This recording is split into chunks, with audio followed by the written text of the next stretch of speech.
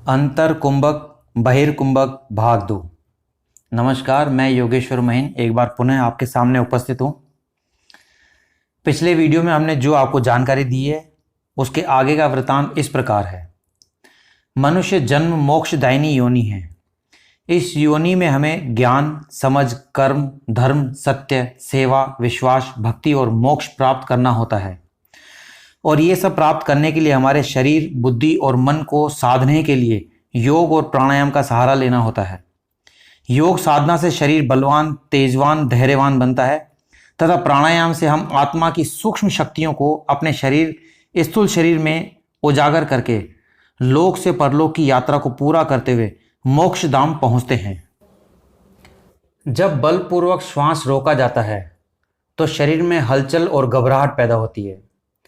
आरंभ में तो पता नहीं चलता, मगर धीरे धीरे सूक्ष्म शरीर पर असर पड़ने लगता है।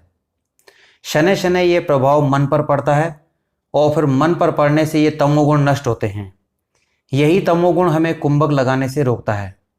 जब ये समाप्त हो जाता है तब शरीर निश्चल, निर्बाध और आनंद में रह जाता है, जिसमें कोई हलचल या घबराहट नहीं होती है। जितना हमारे शरीर और मन से मलिनता नष्ट होती है उतनी ही सतोगुण की अधिकता होने लगती है। शुद्धता यानी सतोगुण की अधिकता। बहिर्कुंभक से घबराहट चरम सीमा तक पहुंच जाती है।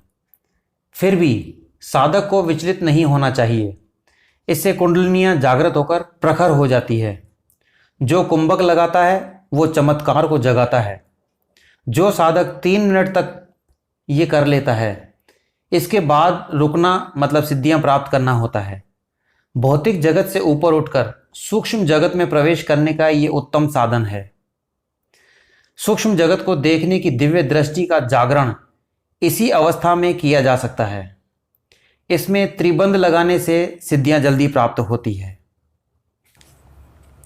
देखिए, जो वस्तु जितनी गुणकारी होती है वो उतनी ही मूल्यवान भी होती है। अतः इस अनमोल क्रिया का लाभ लेने के लिए आपको सजगता, सहनशीलता, समय और ध्यान पूर्णतया देना होगा। तभी आप सफलता के शिखर को छू सकेंगे। चलिए क्रिया शुरू करते हैं। सबसे पहले आरंभ में आपको हम आसन बताते हैं जिन आसनों पे आप कर सकते हैं। पहला आसन है दंडासन, पैर लंबवत रखने हैं। दूसरा आसन है सिद्धासन। तीसरा आसन सुखासन। चौथा आसन है वज्रासन।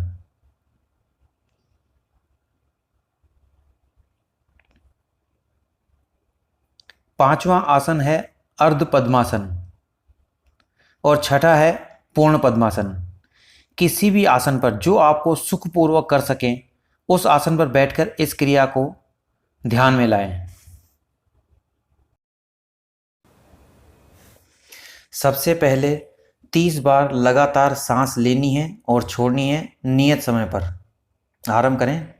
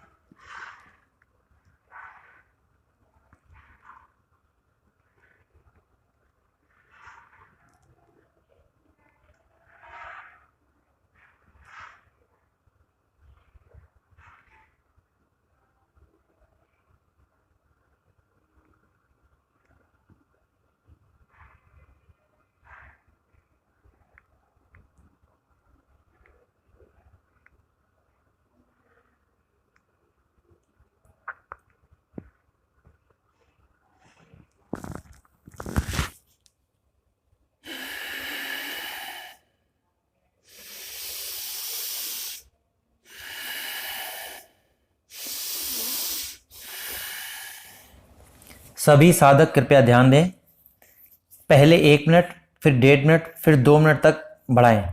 इस प्रकार अपनी शारीरिक क्षमता के अनुसार तथा अभ्यास की गहराई के अनुसार ही समय को बढ़ाएं। याद रखें, कोई भी कार्य जल्दबाजी में ना करें। दूसरा अभ्यास लेटकर किए जाने का है। इसमें आप जब अंतर कुंभक में माहिर हो जाएं, तब आपको बहिर्कुंभक लगाने का अभ्यास करें। अभी हम दूसरे वीडियो में आपको बहिर्कुंभक का अभ्यास सिखा रहे हैं। ठीक वही क्रिया, आपको चित्त लेट जाना है, पीठ के बल, सीधा लंबवत। इसके बाद सांस की क्रिया वही रहेगी। आपको 30 सांसें लेनी है और नियमित रूप से छोड़नी है। इस क्रिया को करने के बाद आपको पूरी सांस पेट से खाली करके सांस को रोकना है। पहले 1 मिनट, फिर 1.5 मिनट, फिर 2 मिनट। इस प्रकार धीरे धीरे आप अभ्यस्त होते चले जाएंगे और महारत हासिल करते जाएंगे। सांस लेने का तरीका आपको पहले भी बताया हुआ है, दोबारा आपको बता देते हैं।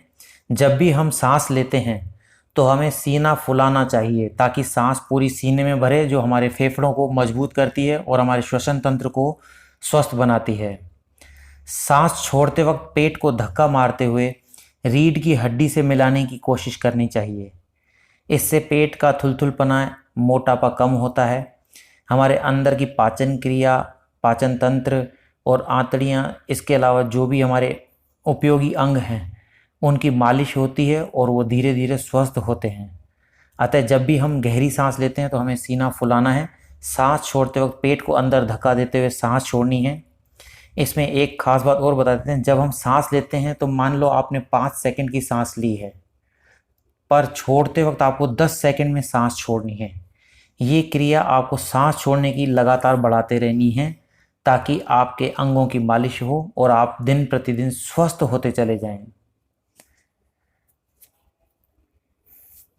क्रिया वही रहेगी, ध्यान मग्न होकर ईश्वर में जाप करते हुए और सांसों पे क्रमबद्ध लय बनाते हुए आपको नियमित रूप से सांसें लेनी हैं। 30 सांसें लगातार लेकर 30 सांसें लगातार छोड़ने से हमारे श्वसन क्रिया और श्वसन तंत्र बहुत ही मजबूत हो जाता है। उसी वजह से ही हम आगे सांस को बाहर निकाल के भी रोक सकते हैं और अंतर रख के भी रोक सकते हैं।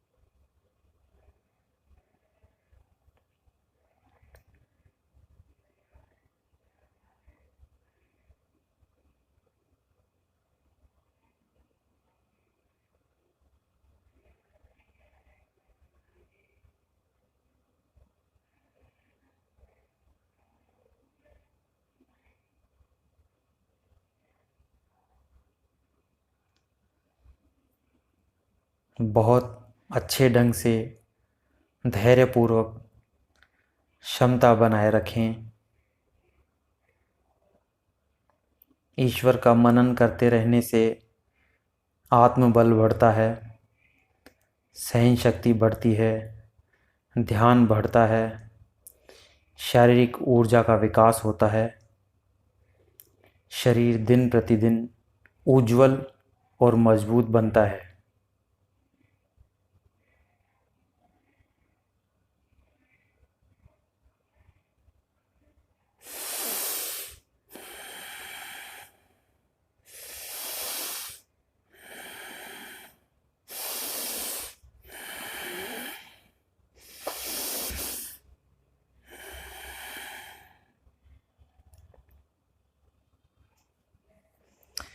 गहरी सांस लेने के बाद उठकर अपने आसन पे बैठें और ईश्वर को प्रणाम करते हुए धन्यवाद करें।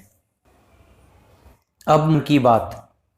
एक बार जादूगर आनंद से किसी ने पूछा कि आप इतना अच्छा जादू कैसे दिखाते हैं, कहाँ से सीखा? तो उन्होंने कहा, मैंने ये सब अपने पिताजी BN सरकार से सीखा। उन्होंने मुझे जादू सीखने के 3 तरीके बताए। पहला तरीका अभ्यास, उन्होंने कहा जितना ज़्यादा अभ्यास करेंगे हाथ की सफाई उतनी ज़्यादा होगी। दूसरा अभ्यास यानी और ज़्यादा मेहनत। तीसरा अभ्यास यानी कि और ज़्यादा कठिन मेहनत। इससे हमें ये शिक्षा मिलती है कि आप कोई भी कार्य हो, चाहे अपना बिजनेस हो, व्यापार हो, घर हो, पढ़ाई हो या फिर योग हो, जितना ज़्यादा अभ्यास आप करते जाएंगे, जितना संयम से और ध्यान से करेंगे, सफलता भी आपको उतनी ही जल्दी और उतनी ही अच्छी मिलेगी। तो हमारा प्रयास आपके पास ये संदेश पहुंचाने का है और आपका प्रयास ये रहना चाहिए कि आप सदैव स्वस्थ रखें अपने आप को भी और अपने परिवार को, अपने समाज को, ताकि हमारा देश सुदृढ़ बने, विश्व का गुरु बने। इसी के चलते हुए हम आपसे विदा लेते हैं। अगले वीडियो में फिर मिलेंगे एक नई चीज़, नया टॉपिक लेकर। तब तक के लिए जय हिंद, जय भारत।